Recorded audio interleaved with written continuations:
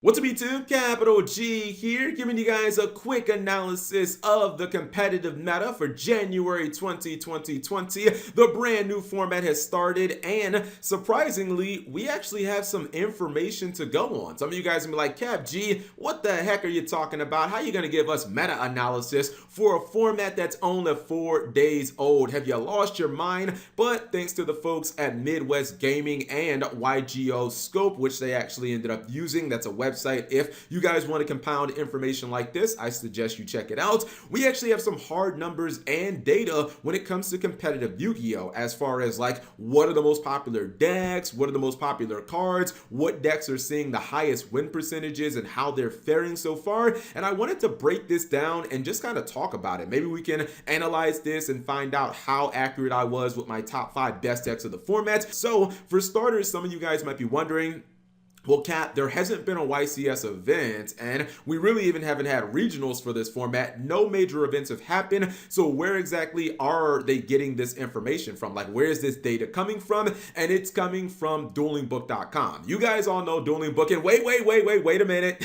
Before you close the video and say, oh my goodness, is Cap seriously using information from Dueling Book? I once beat a guy with Wing Karibo beatdown. I'm closing this video out right now. Dueling Book is a joke, and there's nothing but scrubs on there. Understand that a lot of competitive players do play on Dueling Book, and these duels are all taken from rated. When you're playing on Dueling Book and you're actually trying to, get competitively better, you're trying to essentially test for a new format or for a regionals or YCS, Dueling Book is a great asset. Not only do players like myself use Dueling Book often before regionals, but even if you completely disregard Cap G as a duelist, understand that even YCS winners like Jesse Cotton do use Dueling Book. People like Eddeception, some of the best duelists in the entire world, use this platform just to test and just to theorio and essentially test the consistency, etc.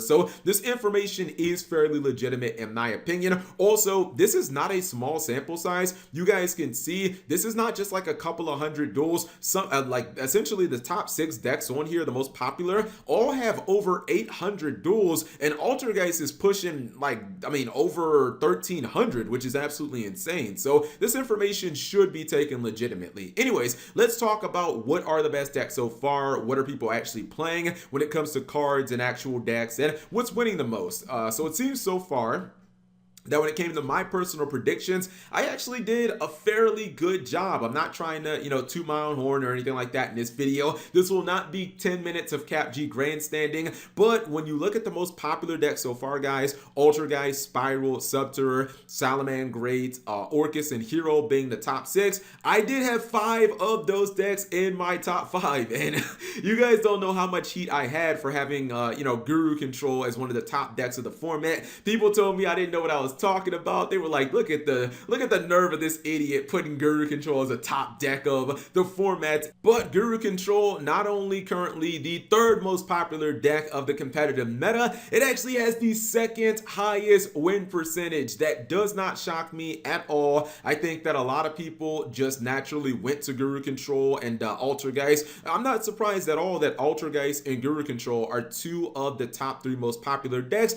and that their winning percentages are so high. I told you guys, Guru Control is legitimate. Any deck that can main deck, there can only be one, is going to have strong matchups. You're going to have certain matchups where you flip that card over and you just automatically win. Same thing with Altergeist, and I feel like Altergeist is the most popular deck so far competitively because a lot of the Sky Striker players just jumped ship and they went to Altergeist. Altergeist did not lose anything on the FNL list, and essentially, if you're a Sky Striker player, you're used to already having these long, grindy games. You're used to not OTKing, not having a lot of offense. Essentially, you're just kind of trading in the importance of your spell cards for trap cards because the only important spell in Altergeist is Extravagance. And I feel like it's a fairly easy deck to just kind of pick up and learn. So currently, Altergeist is the most popular deck. Now, unsurprising to me, the best deck in terms of winning percentage, the absolute highest, coming in by a very, very razor-thin margin of just 1% over Guru Control, is currently Spiral. I believe, and this is why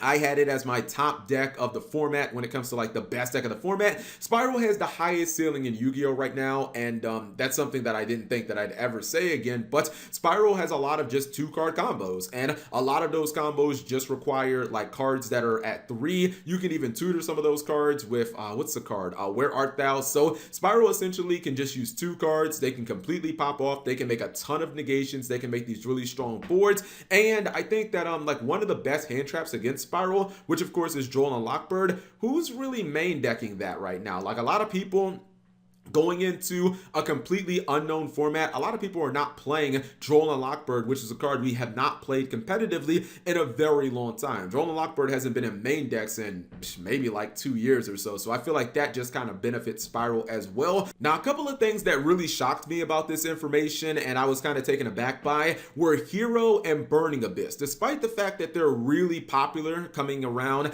the top 6, 7 decks, they're not actually that good according to this information. In fact, Burning Abyss has the lowest win rate on the entire list, which that is so jarring. I mean, you look at Burning Abyss, it got another copy of Tour Guide, but the reason I personally didn't put it in my top 5 like best decks is I thought Burning Abyss essentially made a lateral move where you're losing out on like 3 copies of Sekka's Light, because really who's going to run 1 random Sekka's Light as your only spell, and you're gaining 1 Tour Guide. Like, it doesn't really feel like Burning Abyss took a step forward or anything. I know all the memes, Burning Abyss format, shout outs to Farfa and all that good stuff, but I don't really think BA got like significantly better. I don't think it's going to be a top 5 deck this format, and to see that it currently has a winning percentage lower than decks like Magical Musketeers and Cyber Dragon, even freaking ABC has a higher win rate than Burning Abyss. Like, how does that happen? So I'm looking at Burning Abyss and I'm like, I don't know if a lot of players are just really bad with the deck or they haven't figured out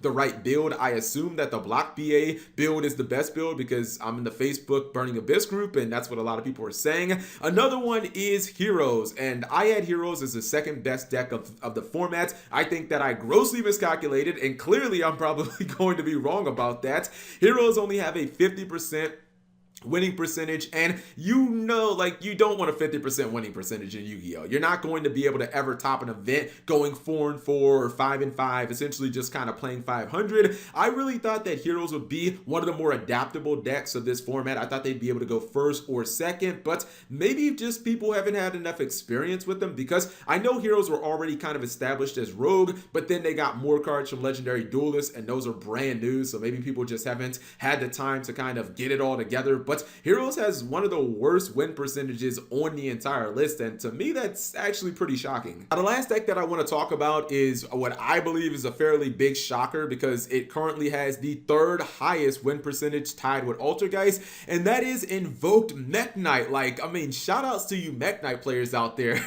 I always think anytime I see a Mech Knight duo, I'm like, oh god, not Mech Knights again. But apparently the Mech Knights are still rocking. Obviously they didn't lose that much from the ban list. Maybe you can argue that they lost a couple copies of Down to Wrestler Panka Traps and a Mind Control, but it's really not that significant. They can just play other supplemental pieces. Maybe the Dart 10-Yi card is kind of like a replacement. I think one of the main reasons why this deck's win percentage is so high right now, and you see it above decks like Orcus and Salamangreat, is because like Mech Knight players have been playing the deck for a long time. There's a lot of continuity there. They have a lot of experience with the deck, and again, you're only changing out a few cards. With Orcus and Salamangreat, it's like, you know, Salamangreat players are going to the drawing board. They're like, do we still want to even run rank 3s? Is Dante the way? Are we doing this Horse Prince Fire Fist thing? You know what I mean? Same thing with Orcus.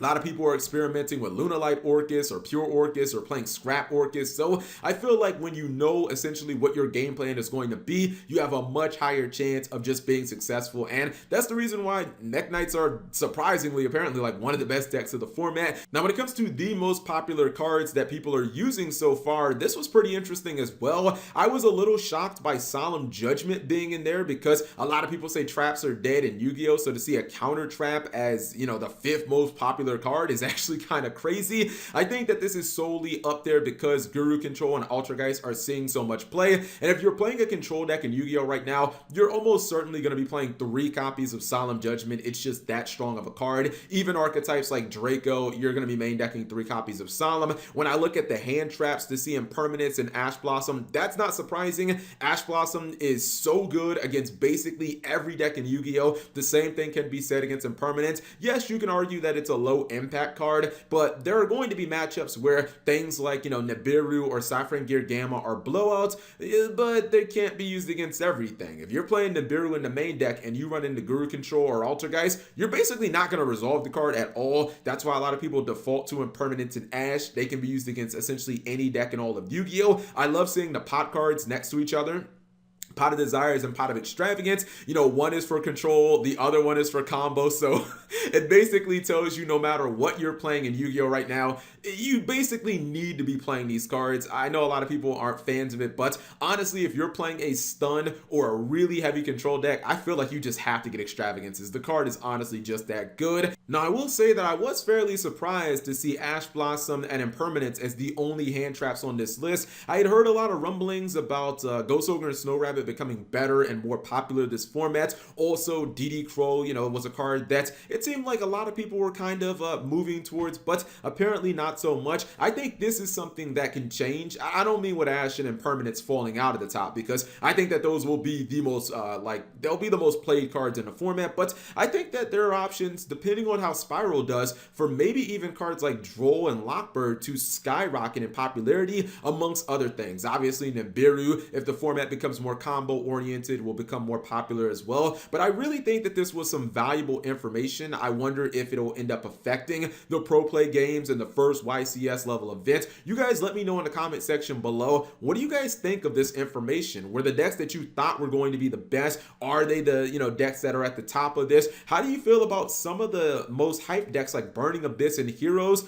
not being as good as you maybe thought they were going to be? Or I definitely expected more out of Heroes. Anyways, leave it in the comment section below. Thank you guys for watching. As always, subscribe if you have not already, and turn on that notification bell for daily videos.